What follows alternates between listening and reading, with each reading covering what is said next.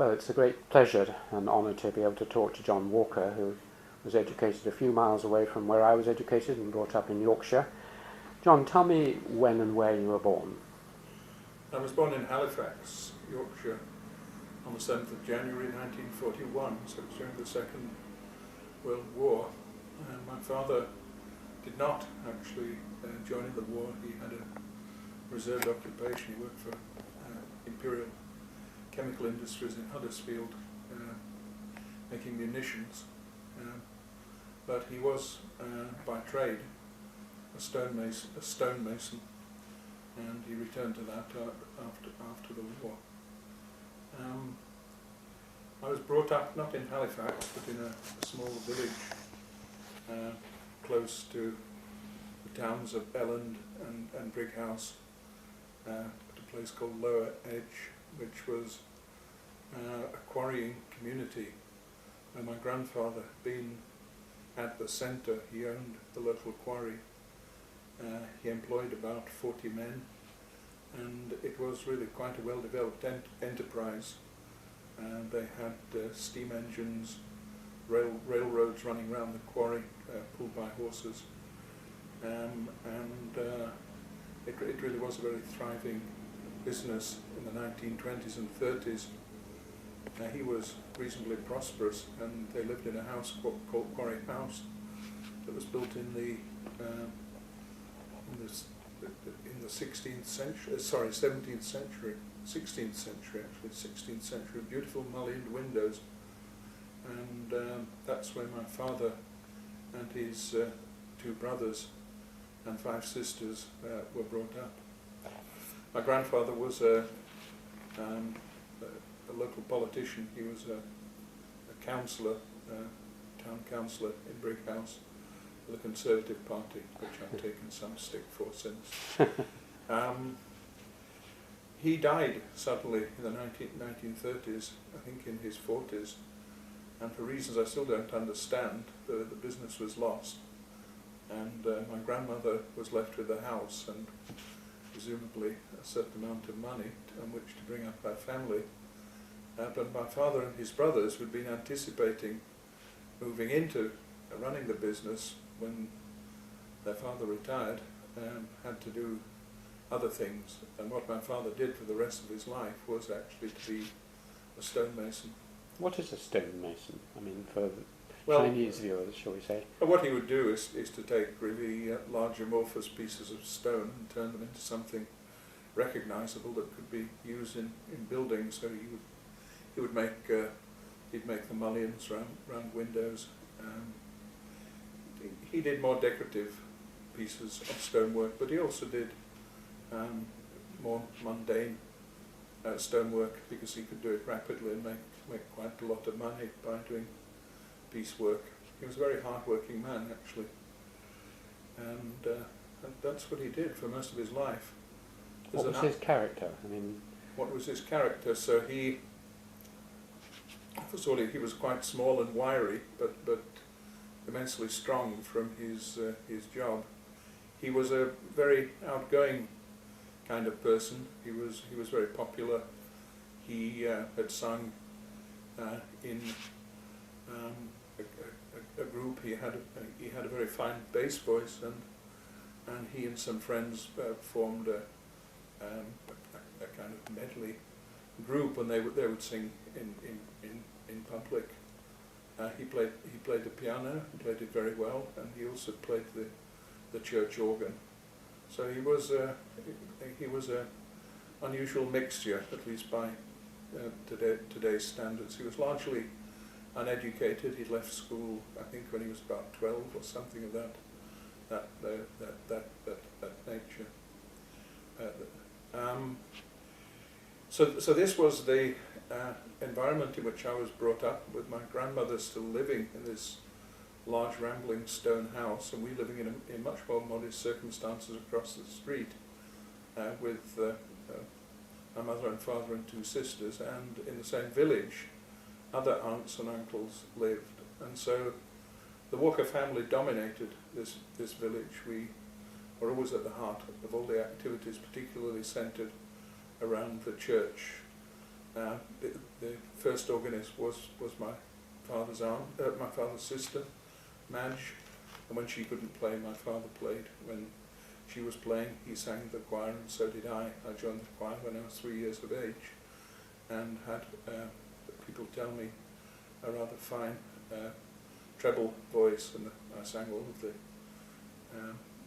solos that had to be sung at evensong. It was a small church, and the communions were only held once a month, but there was evensong every week, and we always attended. And I think from that I really gained and retained a great love of English church music.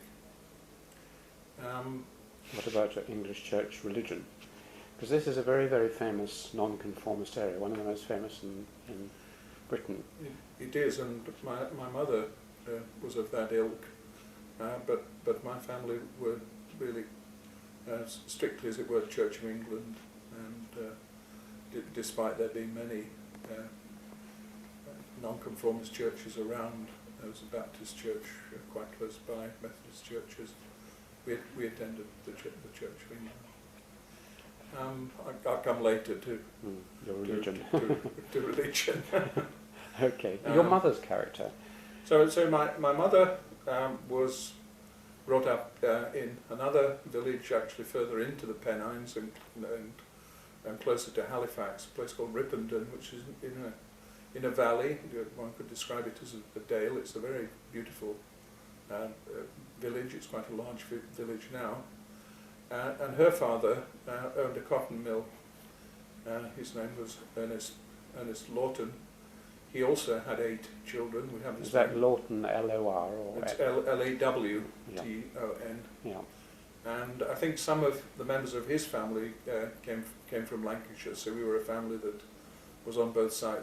That side of the family was on both sides of the Pennines.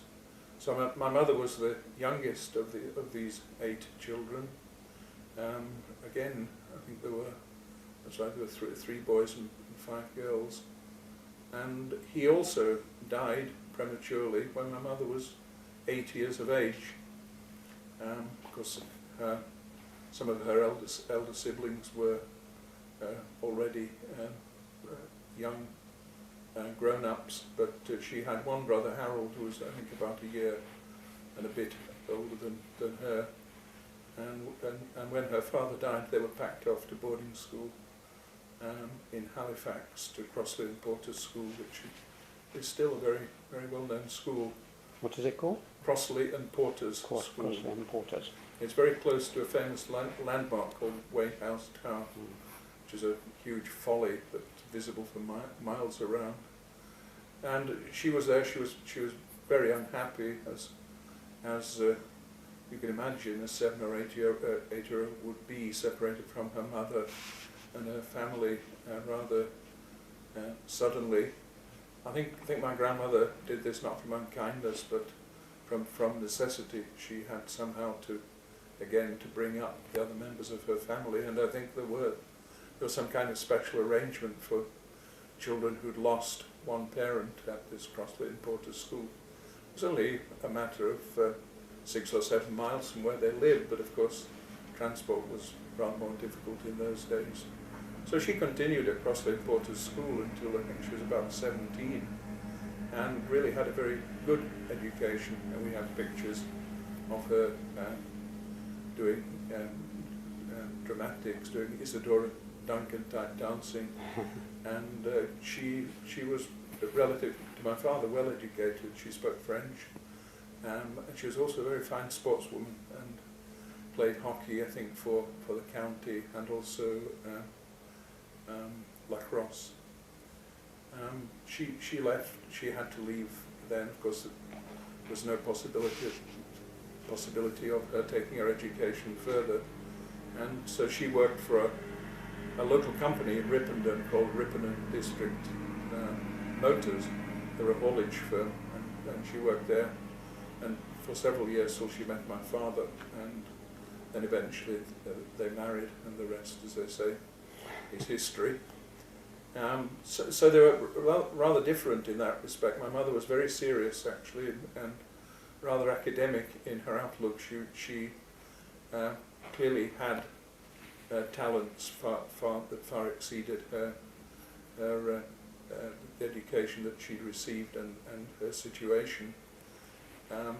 She was actually very good at maths, and so as often happens in those circumstances, she in particular invested all her ambitions in me, her eldest child. And so I have two younger sisters, Judith. We share the same birthday. She's exactly 2 years younger than I. And Jennifer, who is about 5 years younger than I am. And so my mother spent a lot of time with me as a small child. She taught me to read at a very early age, and showed me particularly arithmetic, again at an early age. She wasn't especially interested in science. She was more interested in books, and then I got a love of music from my father. My father was more interested in the natural world. One of the things he would do was look at the stars, and he was very familiar with the constellations. The best we could do, of course, were binoculars, but I did get that from him. And then they had friends close by, the Woods. They were a family of butchers, and there were two unmarried daughters. Neither of them ever married, and the younger one, in particular, Helen, was very knowledgeable about botany, and she showed me again the flowers and trees. I could name them quite extensively at an early age. And so I think my interest in the natural world really stems from contacts with Helen Wood, and from my father's interests. And then I went to the local schools, which was attached to the church. It was a Church of England school with one class in it, with children ranging from ages from 3 till 7 or 8, run by, the teacher was a lady called Miss Shuttleworth, an extraordinary woman. I can see her now. And she somehow managed this class that probably no more than 12, 15 children with this range of ages.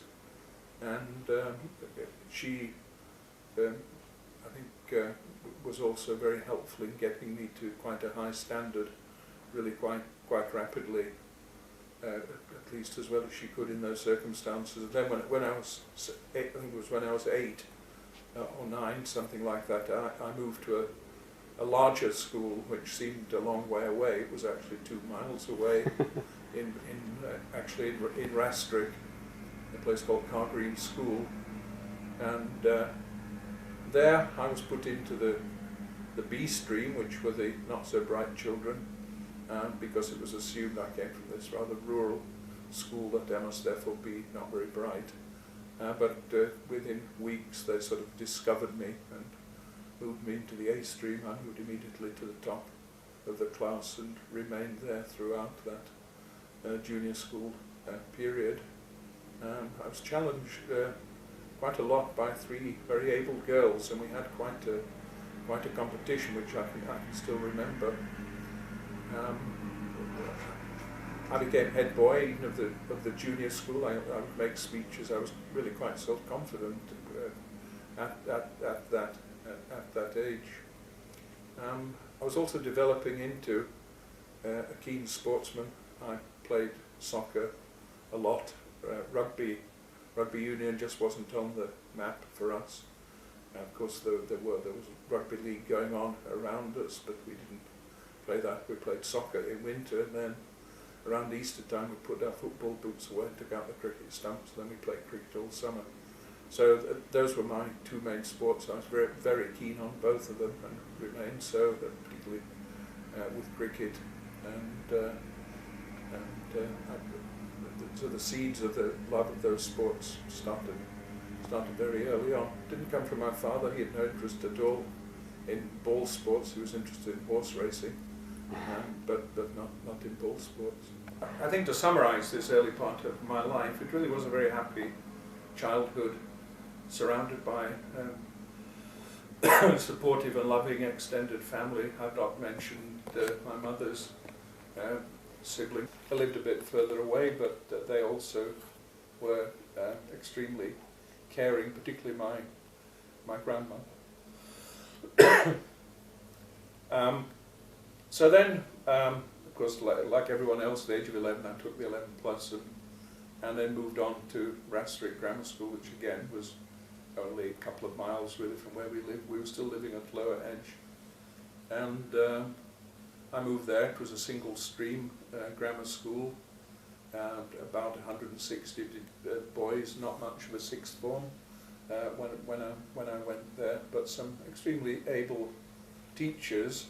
Several of them had actually been in the RAF in the Second World War and had lots of stories of daring do to tell us about. This, of course, was the sort of early 1950s, and I thrived in that environment, with one exception. I was top of the class throughout the whole period that I was there. I slipped one term and moved down to fourth. I mean, of course, I was as it were, a relatively big fish in a small pool, and that was something I had to learn about later when I moved to Oxford. Again, I seemed to do equally well in arts and science subjects. I was actually quite interested in French. That was the only modern language we were taught to any level. We, of course, were taught classics. We had a choice between Latin or woodwork. I chose Latin. Or chemistry or art. I chose chemistry, of course.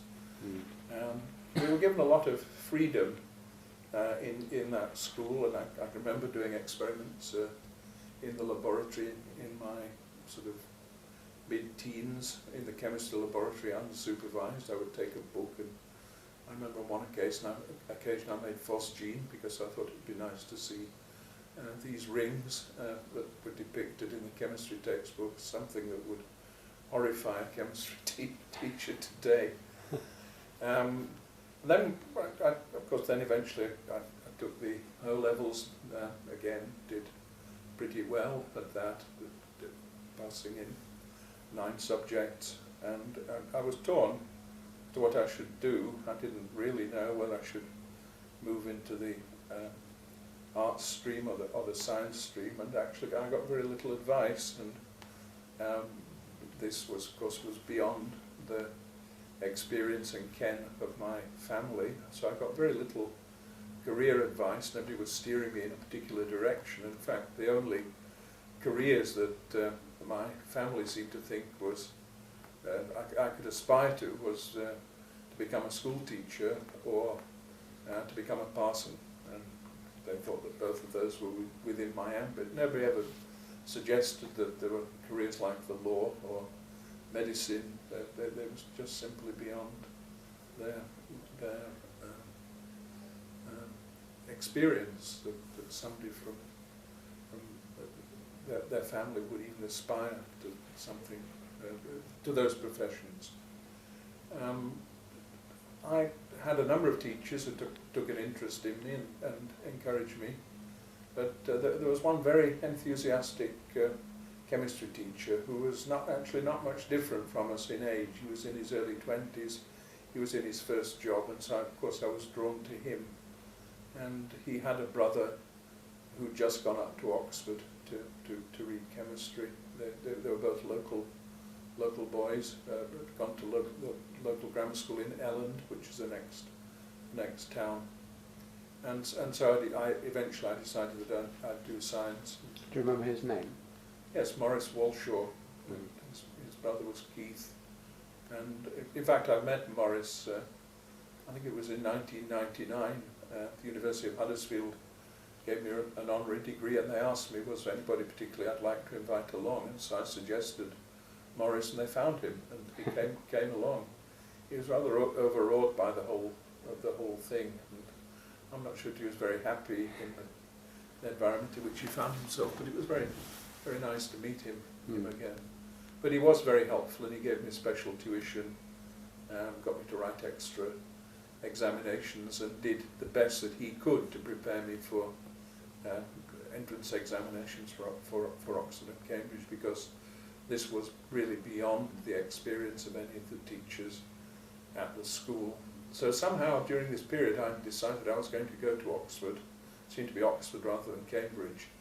And the other teachers couldn't understand this. They just could not understand my aspirations and wanted to know, why didn't I just go to Leeds or Manchester, where most of their most able pupils went. And I think they thought this was some kind of pretentious aspiration that I had. But Morris encouraged me and helped me and advised. Why do you think you did think of Oxford? I mean, pardon? Was it because of his brother, or do you think there was some other reason why you thought of Oxford? I don't know what was the background of their parents actually, and I imagine that some of it came from people within the Walsh family. So Morris himself had. But your interest, why did you want to go to Oxford? Why did I want to? Because I thought it was the best place, I mean, by that stage I'd begun to know I'd begun to know names in science, and somehow associated some of those names with Oxford, but why it should have been Oxford and not London or Cambridge, I really don't know. I think that actually there is another reason. So, I'm going to contradict myself slightly, but one of the influences it's certainly in my mid-teens, I can't remember the precise date, I'd become interested in cosmology, and I'd read a lot of books by Eddington and Jeans on cosmology. And then I latched onto Fred Hoyle as somebody who'd come from the West Riding of Yorkshire. I think he went to Bingley Grammar School, and then of course he was here in Cambridge, and his story is well known, and no doubt Martin Rees talked a bit about, or may have talked about Fred Hoyle. But he was somebody who was a public figure, and there was a program on television. So television had pretty much, well, it began really with the coronation in 1953. That was the first time that I ever saw television, actually, I think. And there was one in the village where we lived, and we all went and watched the coronation. And then I remember watching a lot of cricket. The people who had this television were very kind, and I was allowed to go and watch cricket there. And there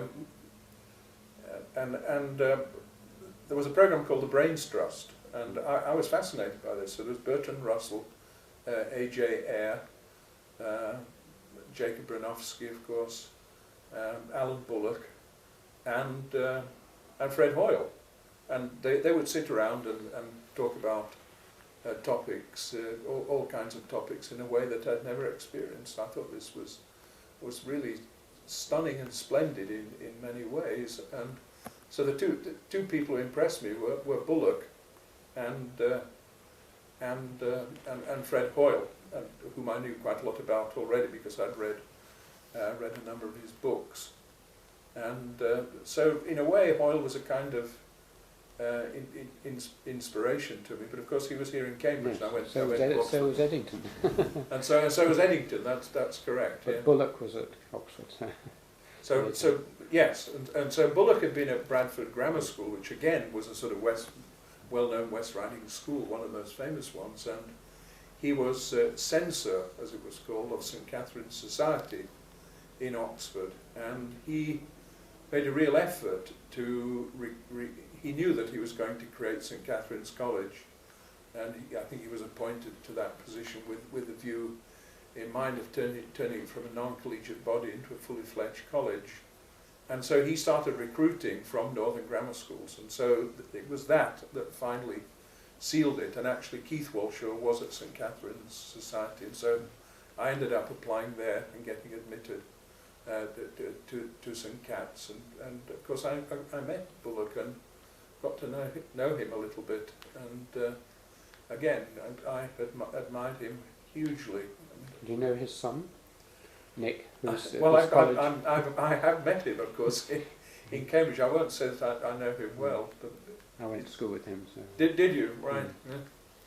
So that's really partly why I ended up where I ended up. It's not a fully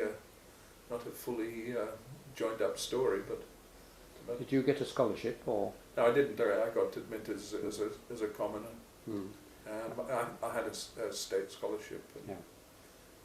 To read chemistry. To read chemistry, yes, and so I went up in 1960. Was it a shock, Oxford in 1960? You bet. Because I went up to Oxford in 1962, so interesting to compare notes. Yeah, certainly from rather different backgrounds. So, I mean, again, running alongside my academic achievements at school were sporting achievements. I was captain of cricket and soccer, and I was also involved in field athletics, particularly in throwing the discus. I broke the school record at the time, and all of that. So I was one of these people that liked doing academic things, but also doing a lot of outdoor things. I was in the Boy Scouts and went rock climbing and caving and did all of that sort of stuff with great gusto, and loved it actually. So I went up in 1960, and it was a real culture shock actually, and it took me a long time to find my feet, because I felt completely at sea. I'd never, so in Oxford, of course, I encountered all these very self-confident people whom I'd never encountered before, and I was certainly intimidated by that for quite a long time. It had, I think, quite a negative effect upon me until eventually, of course, one finds one's place. I think as an undergraduate I was pretty unhappy. Were you? Yes, and I began to fall out of love with chemistry, partly because of the way it was taught, but partly because of the realization that actually what I really wanted to be doing was something that was more biological. And so I sort of eventually specialised in organic chemistry, did a part 2 in organic synthesis, and then when I say I was unhappy, I mean I wasn't pathologically unhappy, and again I developed a wide circle of friends in college, many of them non-scientists, partly through sport, because I again played for the college first 11 at soccer, and played cricket for them, and played hockey, and actually started to play rugby union. So I had plenty of contacts, and actually I became president of the junior common room at one stage. So I mean, I wasn't sort of living in misery in a corner somewhere, but it was I think in retrospect a very difficult period when I would have benefited from more insight and advice from an older person. There was somebody really missing from my life to help and advise me, and it was quite painful actually. Were there any teachers? You said the chemistry wasn't gripping you much, but were there any lecturers or lectures that you remember as? Oh, there were people that I admired enormously. I mean, the first lecture we ever went to was given by Sir Cyril Hinshelwood, and I remember being enormously impressed, thinking, my God, I've really arrived somewhere important to be lectured to by a Nobel laureate on the first down in Oxford. But in terms of lecturers that I remember, I particularly remember Jeremy Knowles, who eventually rose to a high position at Harvard, where he is now. Is that KN? No. KN, yes. Yeah. So he was a chemist who took an interest in biological issues, particularly in enzyme kinetics. He didn't teach me, but I remember going to his lectures. So he was one. And I think one of the things that irritated me, we did a lot of natural product chemistry, but it was never linked to biological processes. So we learned a lot about purines and pyrimidines, but actually nobody ever told us about RNA and DNA. And I found that, in retrospect, extraordinary. Of course, I found out about that for myself. And, then, around this stage, actually, I got married when I was 21. So I'd met my wife through people I knew at Oxford who came from Bradford, so she lived close to Bradford in a place called Thornton, where her father was the vicar. Thornton, people are always surprised when I say this, but actually Thornton is where the Brontes came from. So Patrick Bronte had been the incumbent at the same church where my future father-in-law was the vicar, and the sisters were actually born in Thornton, not in Howth. Howth is about 4 or 5 miles sort of further up into the hills, but Thornton is really where they were children. And so anyway, my wife was studying textile chemistry at Bradford Polytechnic, as it was then, working for a Swiss chemical company, Sando, and then we married. And then she came to Oxford. At that time, it was rather unusual and indeed frowned on to get married when you were an undergraduate. It was indeed. And my mother was also extremely unhappy about it. And felt I was making a colossal mistake. Well, we're still married, so it worked. And there we are. So my wife came to Oxford, and then she found a job as a technician in the Department of Pharmacology, and seemed to fit in very well there. And we got to know people through that. And one of the people she got to know was Edward Abraham. And one day he mentioned to her that he was looking for a PhD student, and so I ended up going to talk to him. What was his background? I don't know. So Edward was in the Department of Pathology, the Sir William Dunn School of Pathology in Oxford. He was a chemist by training. He'd worked, I once said this, I understand you worked with Sir Robert Robinson. Sir Robert Robinson being the greatest organic chemist probably of the early part of the 20th century, frowned and said, I wouldn't say I worked with him, meaning that he saw very little of Robinson, because Robinson, again Edward told me this, Robinson once was criticised for hardly ever being in Oxford. He was always consulting for this company and that company. He said, well, if they pay me 1/5 of what I'm worth, I'll spend 1/5 of my time in Oxford. So he was a chemist that worked on chemistry of peptides, and actually whilst, as it were, working with Robinson, he crystallised lysozyme from hen eggs, which was the first time that lysozyme had ever been crystallised, a very famous protein that served as a model in enzymology. So that would be the sort of 1936, so that kind of 7 that he did that. And about that time, Florey and Chain were together in the Sir William Dunn School of Pathology discussing a research program on chemical compounds that might kill bacteria. Many such have been described in the literature, even into the 19th century. And they drew up a list of about a dozen such principles as there were. And one of those was lysozyme, because Fleming had actually described making little boys weep and collecting their tears to get lysozyme, and showed that they had antibacterial properties alongside the work that he did on penicillin. Of course, penicillin was one of them. So Edward joined them and was part of the penicillin team, and his work was mainly on determining the chemical structure of penicillin during the war, for which Chain was given the Nobel Prize after the war with Florey and Fleming, and clearly there's some resentment on Edward's part about this. At least I think I detected that. So he had that background, and the penicillins consist of 2 fused ring structures, one of them called beta-lactam ring.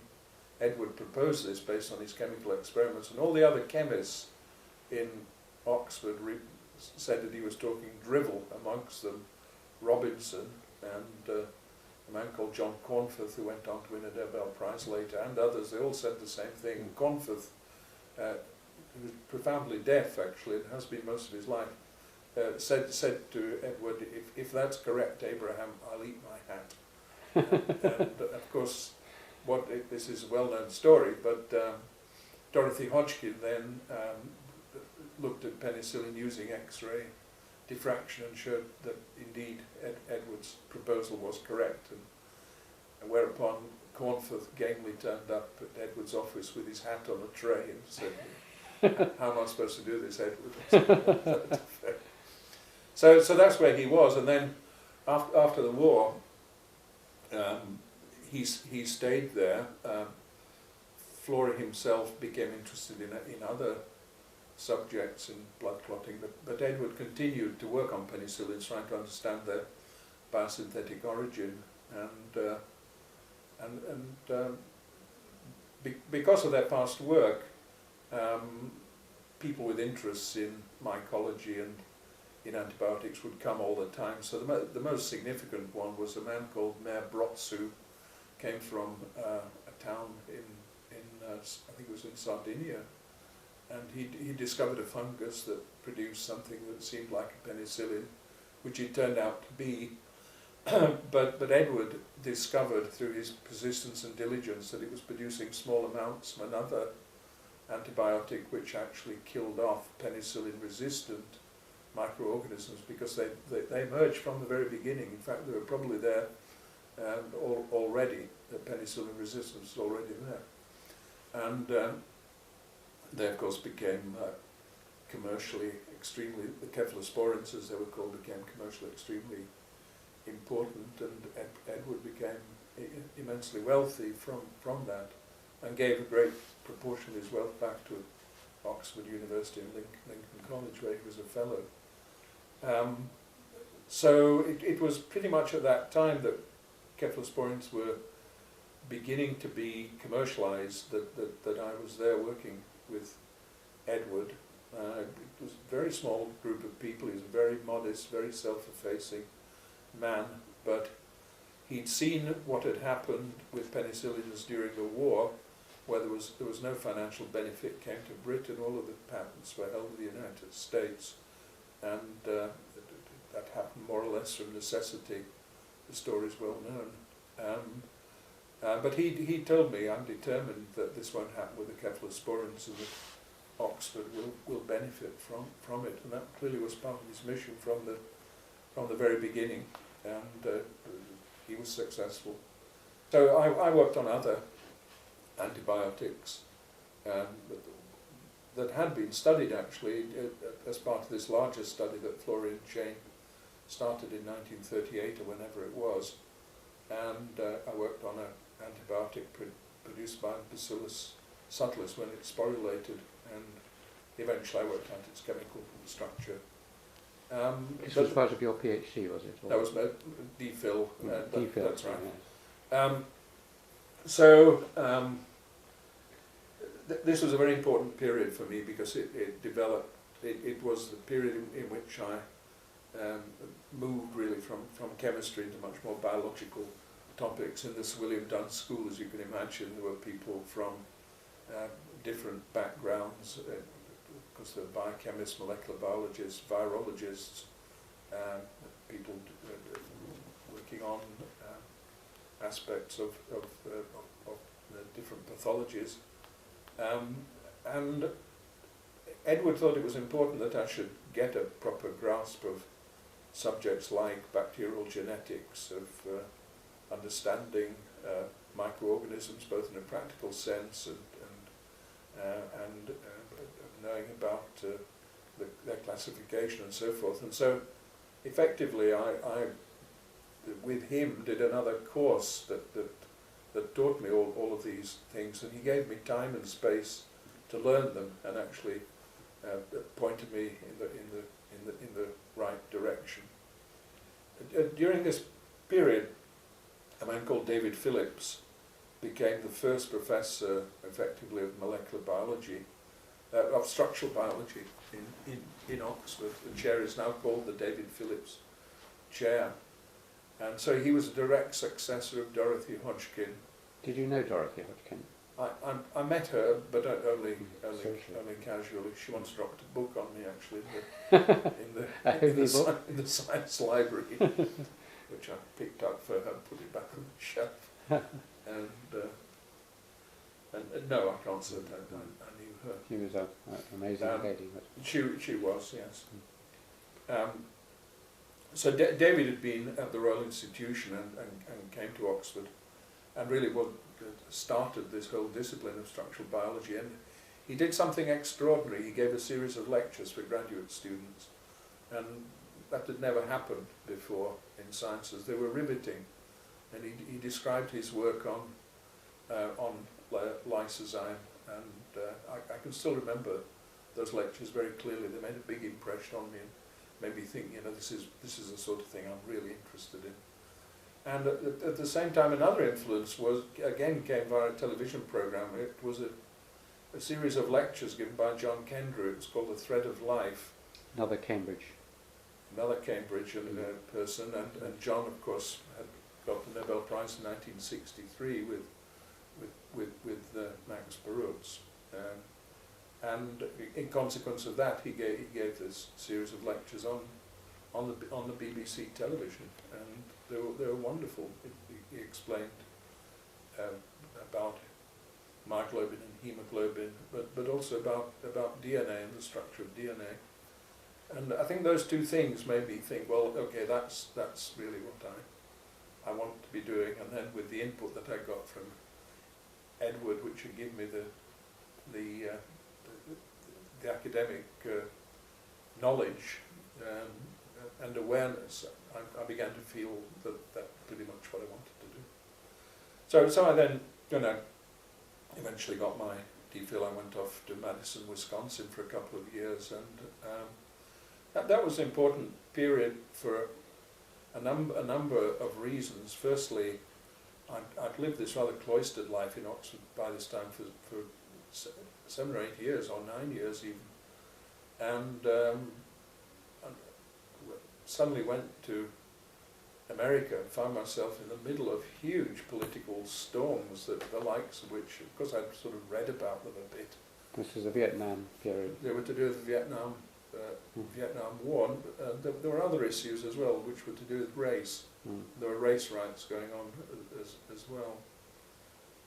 And I remember arriving in Madison, Wisconsin, and finding the Capitol building surrounded by troops with bayonets drawn. I thought, my God, what have I come to? And then, I can't remember the precise date, but I think it was after I'd been there a few months, Nixon bombed Cambodia, and the whole place erupted, and students rioted, burnt cars, and ran around. And you had your family, presumably, as well, did you? we didn't have children at that stage, no. Right. But your wife was there? My wife was there. Yeah.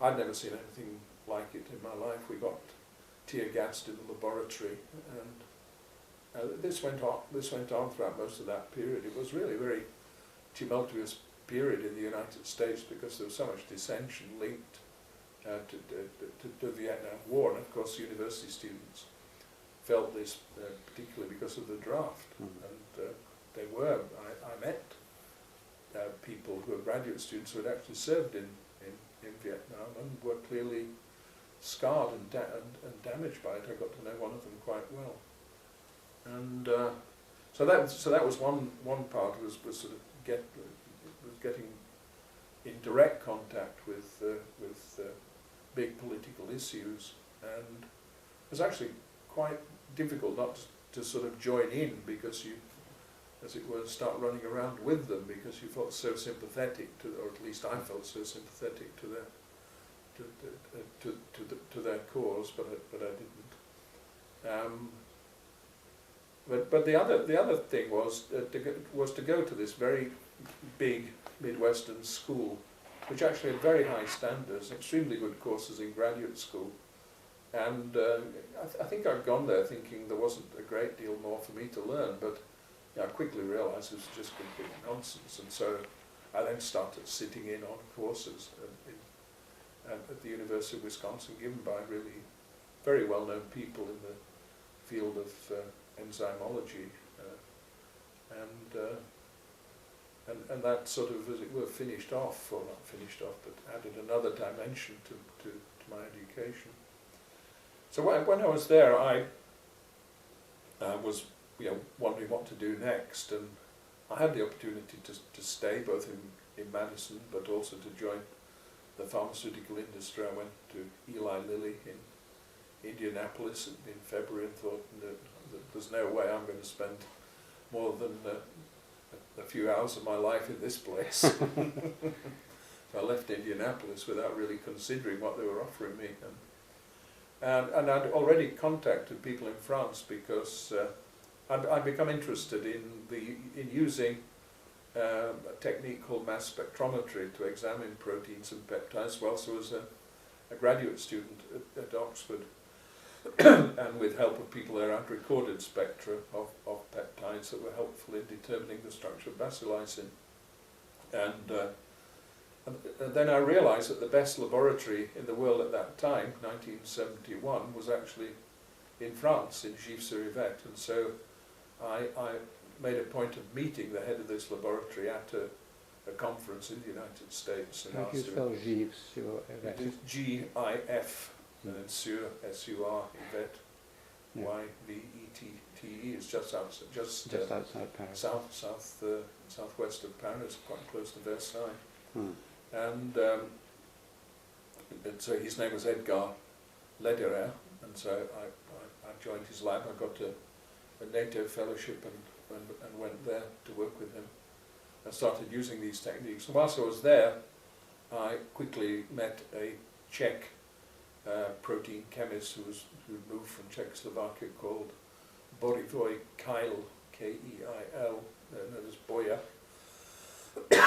And he had been in contact with Jacques Monod at the Pasteur Institute. So Monod somewhat reluctantly decided that the Pasteur needed to understand the structure of proteins better, and had asked Keil to go there to form a new department of chimie des proteins, protein chemistry. And so Keil asked me if I'd go there. By that stage I got a fellowship from European Molecular Biology Organisation, EMBO, and so I moved there with him and helped him to set up this new department, and my wife was there as well. And we put a huge amount of effort into organising this place, organising retraining staff. And the Pasteur were dangling a position in front of me. I could become Pasteurien.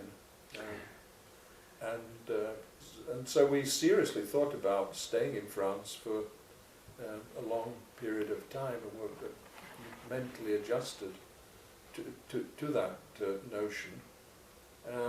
Then Keil started to get nasty with me. People explained later that didn't I understand that I was outshining him, and he didn't like it.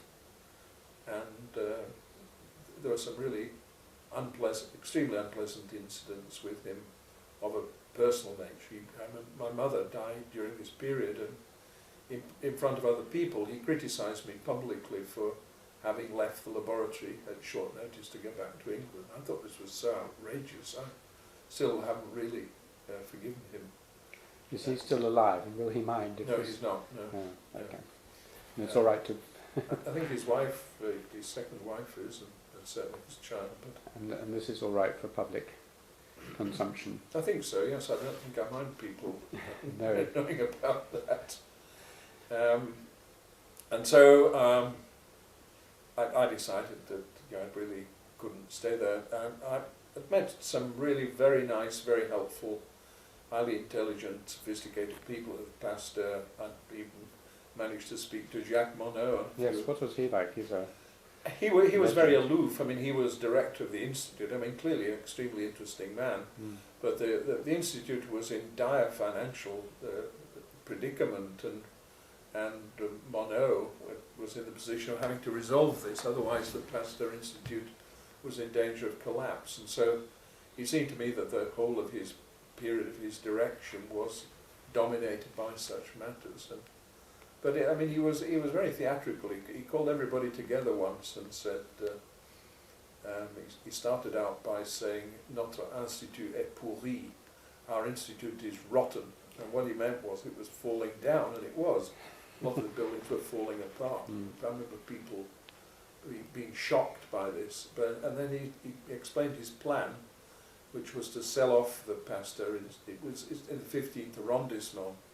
It occupied a very valuable site, and so his idea was to realize the value of the site by selling it off, then moving the institute to the Côte d'Azur. And at this point, his deputy director, a man called Eli Volman, said, "But Jacques, you're forgetting Monsieur Pasteur. He's buried here." and Monod said, "Well, Eli, you can stay here to take care of Pasteur. We're off to the Côte d'Azur." He was buried in the basement, you were saying. There was a mausoleum. That's right. Yeah. And so, anyway, of course, none of that happened, and Monod did find another solution. It turned out that the Pasteur were providing free all kinds of services for the health system in France, and I think at least part of the solution was that Monod persuaded the government to pay for that. I mean, clearly they couldn't allow the Pasteur to collapse. It had been created really from the love and regard of the French nation for Pasteur and admiration of him, and was provided by public subscription. It would have been a scandal if it had collapsed. And parts of it may have been rotten, but actually parts of it were extremely good. And some good people there. And one of them, a man called Georges Cohen, and I became quite close to each other. I worked with Georges and did experiments with him. I found him extremely interesting. He had interesting people around him. And so when things began to get a bit unpleasant, he could see that perhaps my solution was back in England, and so he helped me to come back to England. Again, fortune favoured me, because I came here to Cambridge Easter 1974 to a course given or funded by this body EMBO, European Molecular Biology Organisation, and held partly in St John's and partly in the Department of Biochemistry, and it was organised by Richard Perham, who was the master of St John's, and a man called Ian Harris, who was a fellow of Darwin. And Ian, yes. So Richard was in the Department of Biochemistry, and Ian was at the Laboratory of Molecular Biology. So really, and again, it was on the structure of proteins, the chemical analysis of proteins, and I found it extremely stimulating meeting. It was exactly right for me. And at the dinner, I was sitting next to some, which was held in Trinity, I think. I think it was held in Trinity, not St John's. It could have been in St John's. I'm not absolutely sure. I must have been in St John's. Must have been. And there was a funny speech actually somebody made about the end of this sort of rivalry between John's and Trinity, which I'm not aware of. And the person asked me who I was and what did I do, and then he said, "I'm Fred Sanger."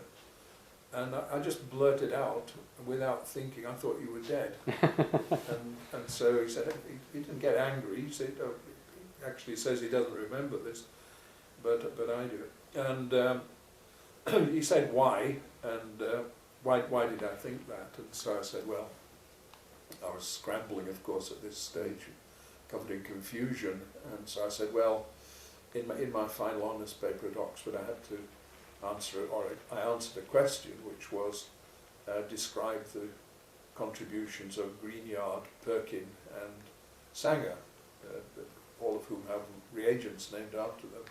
And I said I knew that both Perkin and Greenyard were long into history, so I assumed you were as well. And he found that acceptable. So anyway, at the end of this conversation, he said, "Have you ever thought of coming back to England?" And thought, well, I have now. And I went off to Wales on holiday with a very good friend, Tim Brighouse, who's a historian I knew from Oxford, who became a well-known educationalist. Tim was best man when I got married. We spent a lot of holidays together in Wales with our families.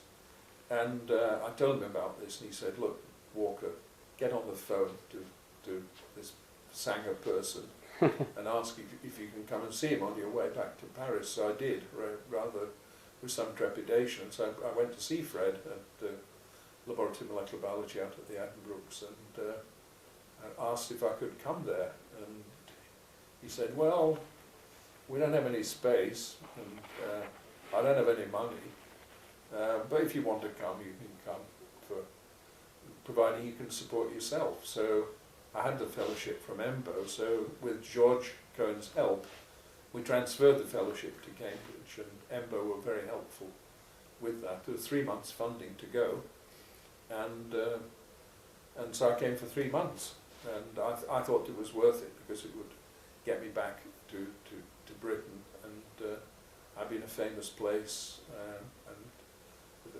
that had to be good for me. And after I'd been there a little time, Fred said, well, you seem like quite a reasonable chap, Walker. Why don't you stay another 6 months? I'll find the money. And it went on like that until he said, I think you should stay much longer. How was he doing this? Because he wasn't head of the MRC or anything. He was head of a division, so his division was called Protein and Nucleic Acid Chemistry, which describes his activities. And Jan Harris was in that division, as was Brian Hartley. Perutz was head of the MRC. So Perutz was chairman of the laboratory. Now, when the laboratory was set up, when Perutz was setting up the laboratory, of course its origins in the Cavendish are well known, Fred was the only one with a Nobel Prize, and so although Francis and Sidney were clearly important, and Aaron were clearly important parts of it, Fred was the only one with a Nobel Prize, and so he, this is what I've been told, sort of negotiated a special position for himself where he had independent access to the head office, the Medical Research Council, independent of Max Perutz, and so that gave him a kind of privileged position. I don't think he used it, but I mean, Max ran the laboratory he was chairman of a group of scientists. He wasn't the director. He was the chairman of a board that consisted of Francis Crick Sidney, Fred, Hugh Huxley, and Aaron. Aaron Klug. Aaron Klug, yes. What was Perutz like?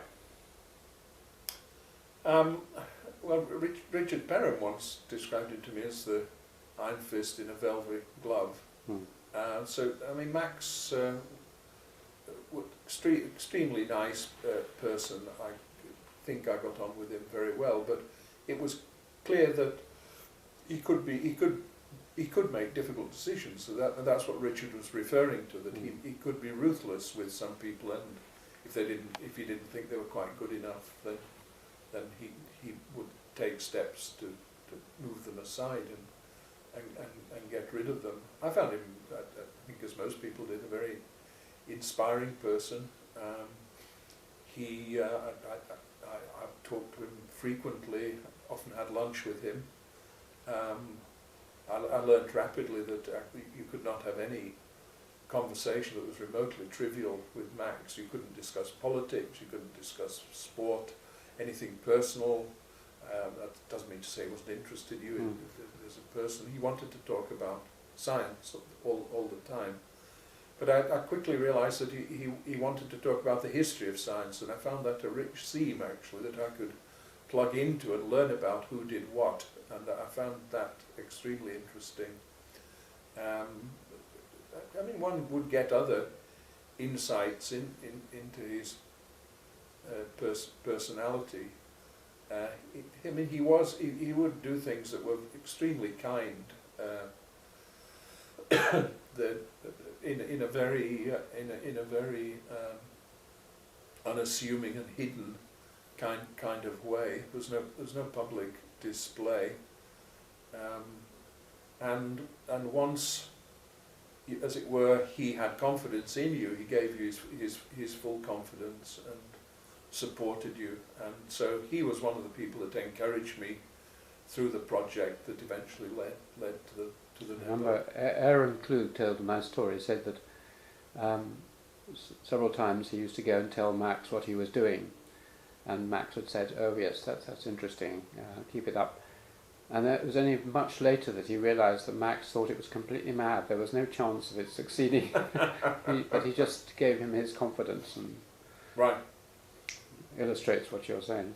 yes, he if he thought you were good enough, then he would back you. And Fred was the same.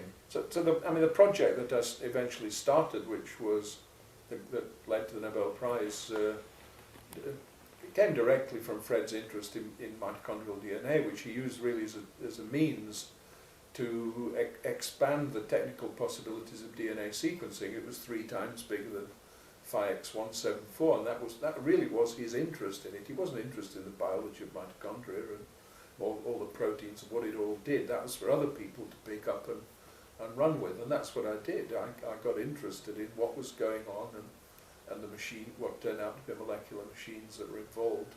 And I realised that it was actually a pretty virgin field. It was clearly a very important area, but there's very few people really trying to understand in great detail the fundamental science that lay behind it.